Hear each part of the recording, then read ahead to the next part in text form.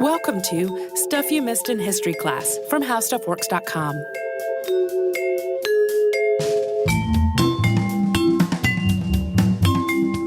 Hello and welcome to the podcast. I'm Holly Fry. And I'm Tracy V. Wilson. And today we're going to talk about Emma Lazarus, who became one of the United States' first successful Jewish American writers, moving in the New York literary scene in the late 1800s. And she also wrote one of the most famous poems of all time. Even if you don't know her name or the title of that poem, odds are that at least you know some lines of that work. Heads up for our listeners who are maybe sharing this episode with younger history buffs. We are going to have a discussion at the end about one of her poems that is definitely erotic and calls into question some theories about her sexuality. The poem in particular is adult content, I would say. Yeah, I read it this morning, and then I needed to take a walk.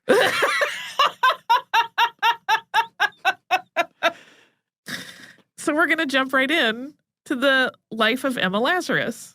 She was born on July 22nd of 1849, and her parents, Moses and Esther Lazarus, had 7 children. She was born right in the middle. She was their 4th.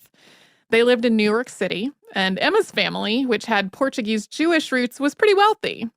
The family business was a sugar refinery, and they had done extremely well for themselves.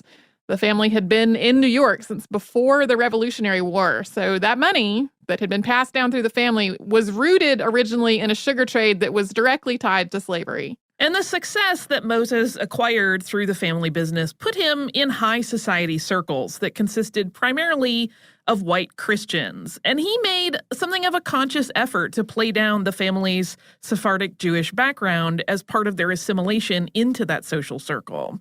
He was moving towards more of a secular Judaism himself. But this whole situation really always gave Emma a sense of otherness. Even though she had friends, she just always felt apart from kind of everyone.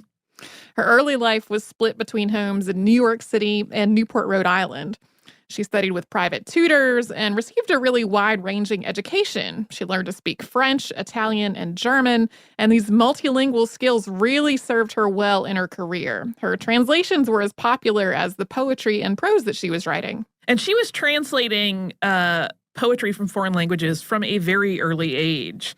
And in 1866, her poetry was published for the first time in a volume titled Poems and Translations Written Between the Ages of 14 and 17. And this book was financed not by a publishing house, but by her father, Moses, who was incredibly supportive of her work as a writer. But in 1867, a publishing house printed a second edition of the book, which gave it a much wider distribution. Soon, Emma Lazarus was a name that was circulating in literary circles, and her poetry was getting the attention of people like Ralph Waldo Emerson. He became her mentor after the two of them were introduced by mutual friends. When Emma published a book of poetry called Admetus and Other Poems in 1871, the title poem was dedicated to Emerson. That relationship between Emerson, who was 65 when he met 18-year-old Lazarus, wasn't always a smooth one. Initially, Emerson had seemed even a little flirtatious in his letters with the young poet, and while he praised her work generally, he gave very few specific notes. And then he also cooled in his affinity for her and kind of withdrew. This is something that if you look at Emerson's life, this was a pattern of him with younger poets that he chose to mentor. He would kind of lavish praise on them and then kind of back off of it. And then when she asked him to recommend a poem of hers to his editor, I believe it was at The Atlantic, for publication, he instead leveled some pretty harsh criticism at the work and told her that she had a tendency to indulge in, quote, feeble words. The two of them had a deeper falling out when Emerson edited the anthology Parnassus. This was a collection of his favorite poems, and he left Emma's work out of it entirely. She wrote him a really angry letter about this slight, and he never wrote her back about it. Eventually, the two of them did see each other again. It was a couple of years later after Emerson had retired. Lazarus visited him in Concord, Massachusetts in 1876 at his invitation. Yeah, so they seem to have smoothed it over at least a little, but we don't really know that they ever got to the point of friendship they had once shared. Lazarus published more than 50 original poems in her lifetime, as well as volumes of translations. In 1871, she published her second book of poetry that Tracy mentioned earlier, which was Admetus and Other Poems. And in it are translations of poems by Goethe and Heinrich Heine, as well as original works by Lazarus. And her poem, How Long, conveys the sense that Lazarus longs for a literary tradition that makes sense of her own life as an American writer, and not one that's defined by the European tradition. The final stanza of that work reads, "The echo faints and fails. It suiteth not upon this western plain our voice or spirit. We should stir again the wilderness and make the plain resound unto a yet unheard of strain." Another poem in Admetus is In the Jewish Synagogue at Newport, which is a take on Longfellow's The Jewish Cemetery at Newport. This poem touches on the many moments that take place in a synagogue. So there's worship and weddings and funerals, and it's her first poetic effort at really trying to capture Jewish life. In 1874, she published a novel, Alid, an episode in Goethe's life. This is the only novel that she ever wrote, and it is based on Goethe's own autobiographical accounts of his life experiences. It tells the story of a young Goethe falling in love with a woman in the country and ultimately leaving her for his work. In 1876, she wrote a play in verse called The Spagnoletto. And this work, which is a 5-act tragedy, was published privately. She published a number of poems in the second half of the 1870s and the early 1880s, mostly in the periodicals Lippincott's, Century, and the New York Times. In 1881, she published a full book of translations of Heinrich Heine's works titled Poems and Ballads of Heinrich Heine. That same year, she published an essay titled American Literature in defense of the work of writers in the United States as just as valid as the writing of their European predecessors and counterparts. Having studied literature, I think that was an argument people were still making and are still making 100 years later. Certainly. It was something it was another part of that sense of otherness that she kind of always felt, that she was like, I feel like we're doing great work over here, but everyone is like, oh no, really the seat of culture and literature is clearly still Europe, which I imagine is really frustrating for writers that are doing really good work. Emma Lazarus was increasingly devoted to activism against anti-Semitism in her 20s and 30s. She became a vocal advocate for New York's Jewish refugee population, and she spoke out against the anti-Semitism that was rampant in Eastern Europe, writing both essays and poetry on the subject. In 1882, she published a collection titled Songs of a Semite, The Dance to Death, and Other Poems. In publishing this work, Lazarus became a really controversial figure. There was the obvious issue of anti-Semitism to deal with, but in proclaiming her Jewishness so clearly, it ran really counter to the ideology of people like her father, who wanted to retain their cultural identity in a more private way to try to avoid causing conflict.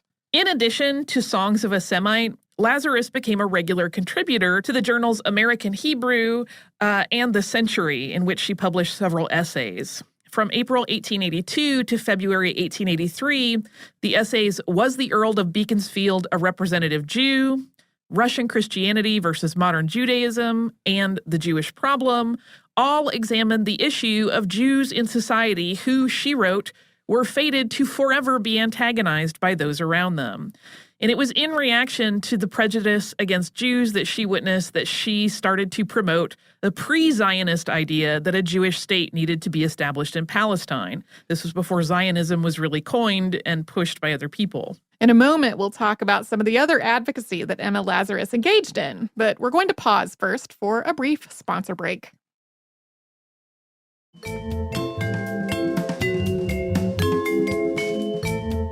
Emma's activism was not confined just to her writing, though. As a way to help Jewish refugees build a better life in the U.S., she helped found the Hebrew Technical Institute of New York. And there, immigrants could receive vocational training to help ensure some sort of financial stability in their new lives. In 1882, she worked hands-on at the Hebrew Immigrant Aid Society, teaching English and assisting with lessons that would help immigrants merge with American society. That year, an estimated 2,000 Russian Jewish immigrants were arriving in New York every month.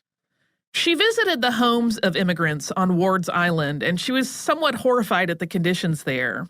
The island had been made into an overflow camp for refugees, as other facilities in Brooklyn could just no longer take any more people. They were completely full. On March 26, 1882, a piece that appears to have been written by Lazarus appeared in the New York Times, although it ran uncredited.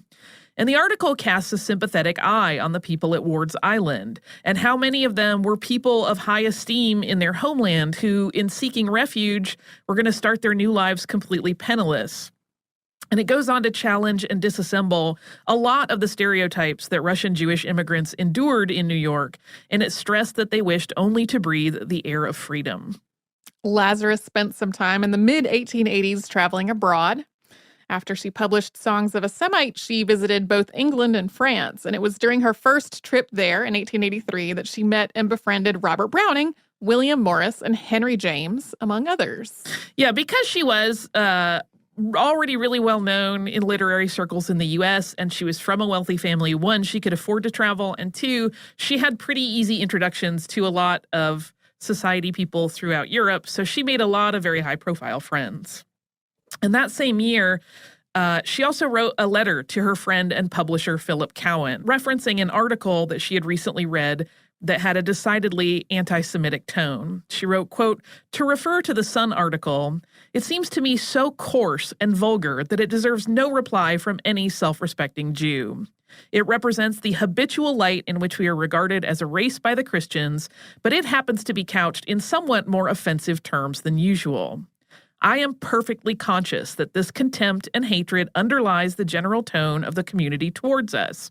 And yet, when I even remotely hint at the fact that we are not a favorite people, I am accused of stirring up strife and setting barriers between the two sects. The particular article ought, in my opinion, to be treated with absolute contempt. It is too vile to touch." In late 1883, she penned the poem that would become her most famous, The New Colossus. The New Colossus is a sonnet, and you might not know it by name, but you almost certainly know at least a couple of lines from it. We are going to get to the poem itself in just a moment. The New Colossus was actually written for charity. Lazarus wrote it so it could be auctioned off to raise money for the pedestal for the Statue of Liberty. While France was giving the U.S. the statue as a gift, it was up to the states to pay for a base that would support the massive monument. And this was something of an issue of contention.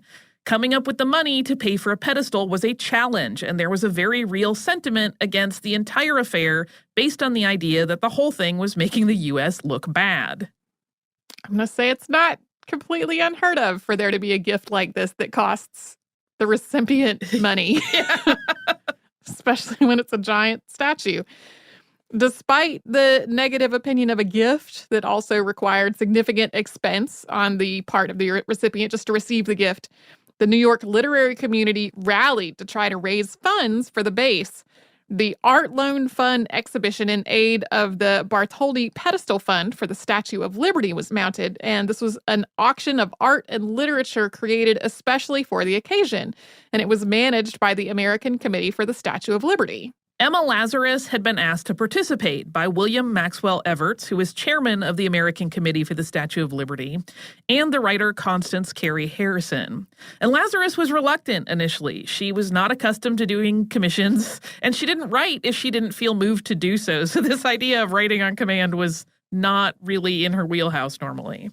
As she approached this poem, Lazarus imagined how the statue might regard the old world, and her work in advocating for the immigrant community really informed the voice that she gave the statue, who she considered the mother of exiles.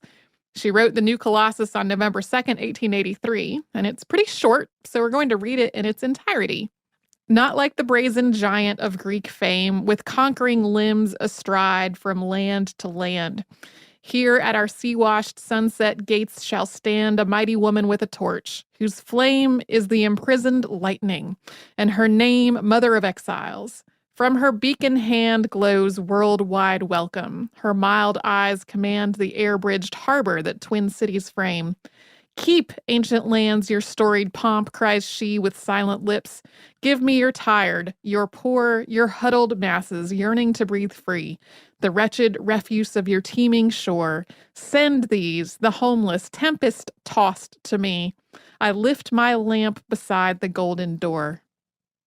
So that brazen giant that she mentions in the first line is a reference to the ancient Colossus of Rhodes, which was a statue built somewhere between 292 and 280 BCE to commemorate a military conquest. And Lazarus characterizes the new monument in contrast as a welcoming presence rather than a conquering one. The poem was read at the auction in December of 1883, but not at the dedication of the Statue of Liberty in 1886. Later, the new Colossus was published in the New York Times and in Joseph Pulitzer's New York World, but it quickly faded from public consciousness. And we are actually about to talk about the end of Emma Lazarus's short life. But we're going to take a quick break before we do to hear from one of the fantastic sponsors that keep our show going.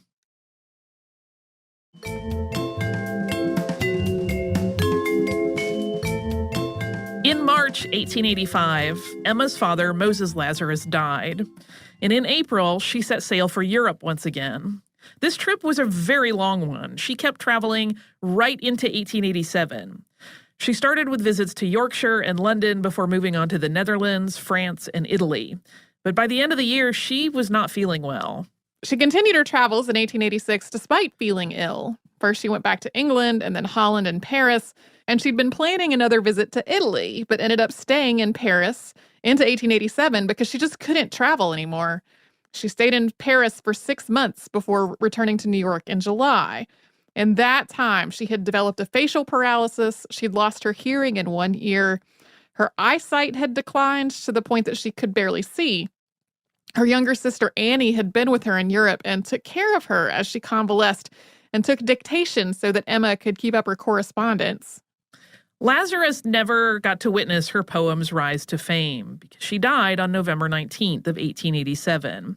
And while her illness was never properly diagnosed, it is likely, based on the evidence and based on what people have gathered, that she probably died from Hodgkin lymphoma. She was only 38. The funeral was held at her home in New York, and then she was buried in Cypress Hills in Brooklyn. The December issue of American Hebrew was a memorial to Emma Lazarus. It was more than 20 pages longer than normal to accommodate all the poems and other various tributes that writers had sent for inclusion. The new Colossus went largely unmentioned in obituaries and writings about her after her death, aside from a tribute written by Constance Cary Harrison. Yeah, that was the writer who had asked her specifically to please write that poem. In 1888, the year after Emma died, her cousin set up the Emma Lazarus Club for working girls. And there, young women immigrants could learn marketable skills such as sewing or clerical practices, but they could also study literature if they wanted to.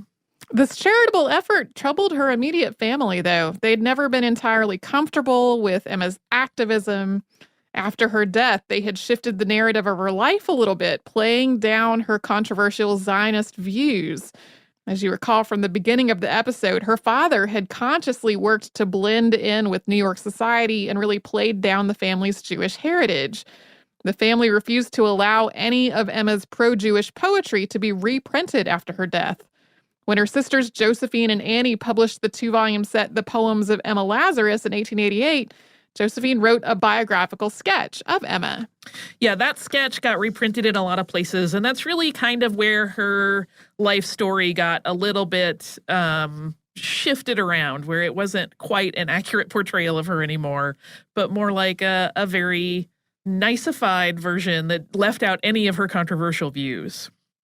In 1901, though, the new Colossus was rediscovered by Georgina Schuyler, who was a friend of Emma's. And Schuyler had found the poem in a book that she happened upon in a bookshop, and she was inspired to resurrect her friend's work. And through Schuyler's efforts, in 1903, the new Colossus was inscribed on a plaque, and that plaque was hung inside the museum in the Statue of Liberty's pedestal, where it remains to this day. The Emma Lazarus Federation of Jewish Women's Clubs was formed in 1944 by the Women's Division of the Jewish People's Fraternal Order of the International Workers' Order, or the IWO. It was founded as a wartime relief group, combating racism and fostering positivity in Jewish identity. From its founding until its dissolution in 1989, the group had at times been labeled as subversive and radical, and it did have ties to communism. It also went through various reorgs, but it was always focused on women's issues. The group didn't only advocate for Jewish women's causes, though that was its primary focus. The Emma Lazarus Federation joined forces with the Black women's group Sojourners for Truth and Justice during the 50s and 60s, and it also pressured the U.S. government to ratify the 1948 Genocide Convention. At its highest level of activity, the Emma Lazarus Federation had 100 clubs within it, with membership totaling between 4,000 and 5,000 women. In some ways, Lazarus has become more enigmatic since her death.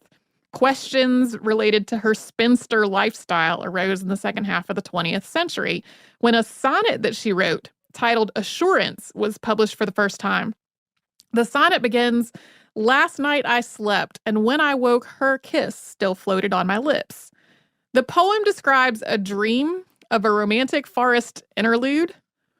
I would go so far as to say an erotic forest interlude that concludes with the woman referenced in the first line whispering, quote, "And didst thou dream this could be buried, this could be asleep, and love be thrall to death? Nay, whatso seem, have faith, dear heart, this is the thing that is." The sonnet has naturally fueled speculation about Emma Lazarus's sexual identity. She had included it in an anthology of her own work that she was preparing just before she died. She understood that she was not going to survive, and she was really focused on her poetry surviving. But this poem was undated, which was unusual for her work. She had to have known it would be a little bit controversial. But this poem, like her activism, was omitted from the work by her sisters. Author Esther Shore, in her 2006 biography of Emma Lazarus, discussed this poem and made a case that it can be interpreted as much about simply embracing one's own sexuality as anything else. She said, quote, "She wrote the poem as a dream vision and left it undated, not to elude us, but to redirect us. What the poem exposes is her unconscious, and it tells us that she met it, if not a female lover, face to face. In the sonnet, the lover's enigmatic assurance is that this is the thing that is, means, in another idiom, this is the real thing. But it's also a thing that is real, beyond denial or repression. Assurance is not a poem about choosing a lover. It is about being chosen by desire. It is a love poem, yes, but also a poem of vocation, about being called by Eros to a vital sexual life." That is, of course, one interpretation. That's the thing about poetry. Other people can interpret different ways. I had a definite interpretation when I read it. That is not something we could really repeat in the podcast. All right, then. There has been plenty of speculation also about a possible romance at one point between Emma Lazarus and Charles Decay, who was the brother of her best friend, Helena Decay. And the two, Emma and Charles, were very close for years, but it appears that whatever their connection was, it fell apart when Emma learned something scandalous about Charles, although what that thing was is unknown. But what we do know is that Charles, a poet in his own right, after finding out that she had discovered something, wrote a rather scathing kind of comedy poem to his brother-in-law, mocking Emma over the whole thing. So whether there was any true romantic affection between the two of them remains a mystery.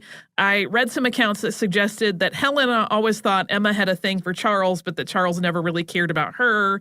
But then other people in their social circle mentioned that Charles was really quite fond of her. We don't know. It's all hearsay at this point. But if there had been any real romantic affection between them, that incident put an end to it. She definitely flirted with men in her life, and she also seemed fascinated by the idea of the so-called Boston marriage of two women living together as a couple. But we really don't know anything specific about her personal inclinations or her relationships. It's all speculation. Yeah, even her letters between her and Charles Decay are nowhere to be found. There's like one, and it's pretty boring. So we just don't know. But what is apparent is that while she had a very wide circle of friends and may have had romantic feelings for various people or not, her work, both as a writer and an activist, was always the thing that took precedent and was more important to her than anything else. There's a coda to this, which is, I didn't want to say it at the top because it kind of gives away some of the story, but here's why I selected this topic for an episode. I was on Twitter recently, you know, where truth always lives. But there was an argument going on about current events, and someone referenced the new Colossus And some other person replied to them, why should we care what some French guy wrote on a statue they sent us? And I thought, well, we got to let people know that a woman actually wrote it and she was from the United States, just to help pare down the misinformation that may be floating in the world. That is why we selected Emma Lazarus. She's also just an interesting figure. We have a lot of stories about activists in various different ways. Hers was a unique style in that she really did seem to want to use her privilege to get the word out. But at the same time, she still maintained a very cushy life for herself. So a lot of the other poets that we have talked about have been poets who today have had more of a lasting fame in terms of how their work is regarded. Whereas I think a lot of people, like she's not as much of a household name in a lot of circles as, say, Walt Whitman. No, not at all. People are definitely familiar with at least those few lines from the New Colossus, but not necessarily her other work, a lot of which is really lovely.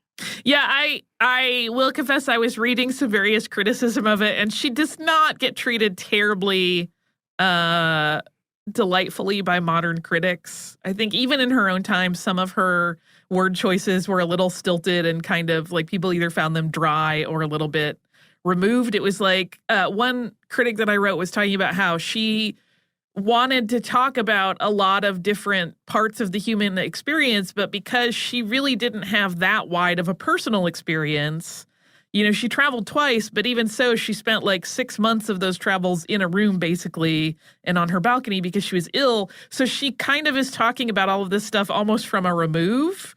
And he was like, you can feel the distance between what she's trying to talk about and what it actually is. And also when she talks about other cultures that she never really experienced, there's always that weird kind of distance, but it's worth checking out. Yeah, people made a similar criticism about Phyllis Wheatley. About feeling like she was too removed from the work that she was talking about. Yeah, so it's fascinating stuff. I always love a little bit of history involving lady writers, especially people that don't maybe get their due. Yeah. Do you have listener mail for us? I do. I got to pull it up because I should have had it already and I didn't. This is a funny one. It's short, but it is in reference to our Winsor McKay episode. But specifically, if you recall, we talked about a strip that he wrote called Dreams of a Rarebit Fiend. Rarebit being like a rich cheese that was melted onto toast as a snack, and it was said to give you bad dreams. And she writes, I love the podcast, and I had to send a little tidbit about Rarebit Dreams, the actual event, not Winsor McKay's strip. There was a funny July 1848 review from Graham's magazine of Emily Bronte's Wuthering Heights that opined, quote, there is an old saying that those who eat toasted cheese at night will dream of Lucifer. The author of Wuthering Heights has evidently eaten toasted cheese. How a human being could have attempted such a book as the present without committing suicide before he finished a dozen chapters is a mystery. She said, I have never heard the concept of Rarebit evoking weird dreams beyond this reference, and I wanted to pass it along. That is kind of a very mean review. But it is interesting that it went all the way back there and was being used as a snarky way to talk about somebody's writing. Since we were talking about a woman writer today, I thought that was an interesting tie-in. So if you would like to write to us and share any instances of Rarebit dreams that you have come across or other, you can do so at historypodcast@howstuffworks.com. You can also find us at missedinhistory.com and all over social media as Missed in History. If you come to the website, you'll find our show notes, episodes, all the way back to the beginning before Tracy and I were ever involved in the show, and, occasional other fun things. So come and visit us at missedinhistory.com. You can also subscribe to the podcast on Apple Podcasts or wherever you listen.